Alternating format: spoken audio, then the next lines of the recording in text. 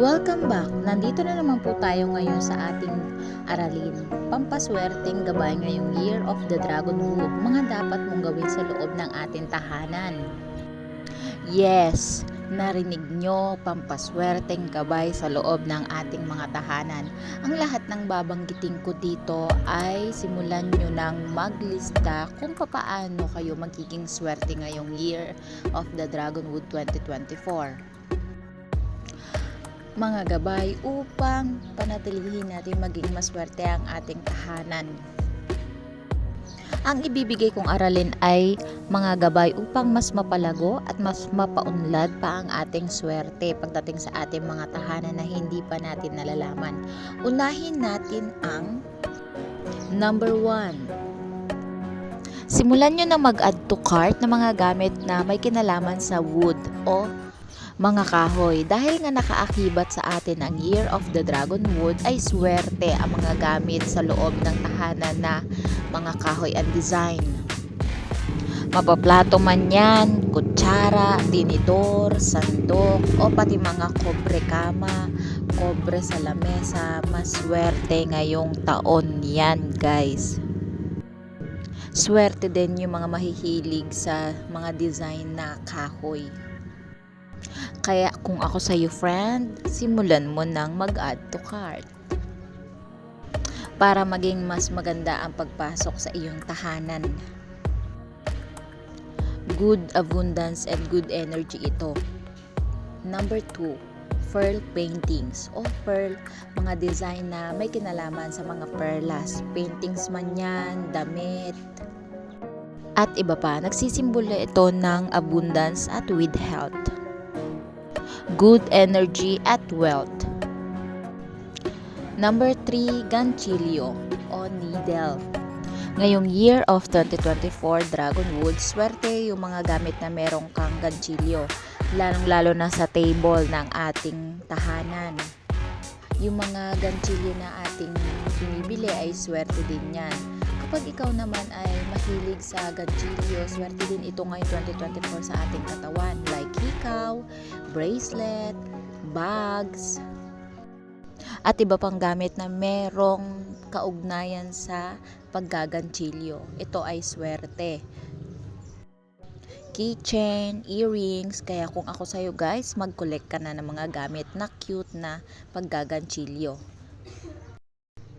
Pang-apat, indoor plant. Indoor plant is sobrang swerte ito sa ating bahay, lalong-lalo na sa harapan ng tahanan o mapaloob pa yan. Kaya nga indoor plant, di ba? Mga halamang pwede siyang mabuhay sa loob ng ating bahay. Swerte ang halaman na ito, lalong-lalo na sa mga mahihilig sa halaman, mga plantito at plantita.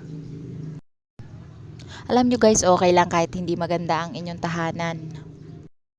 Basta marunong kayong magpahalaga at mag-collect ng mga swerte sa inyong buhay at tahanan. Like ganito, pang indoor plant. Nagdadala siya ng swerte sa loob ng ating bahay, lalong-lalo na sa kalusugan at pagdating sa ating pera. Kaya kung ako sa inyo, simulan nyo na magparami. Dahil nga napunta tayo sa mga plants, pumunta tayo sa mga fake plants. Iwasan nyong magkaroon ng fake plants sa loob ng inyong bahay. Hindi ito maganda para sa loob ng inyong bahay, lalo na ang indoor plant na tunay ang swerte ngayong taon. So, ibig sabihin yan, kumukontra siya sa swerteng pumapasok sa loob ng inyong bahay. Number 6, malinis na bahay o swerte din sa tahanan ang sobrang linis sa bahay guys. Number 7, mga ilaw.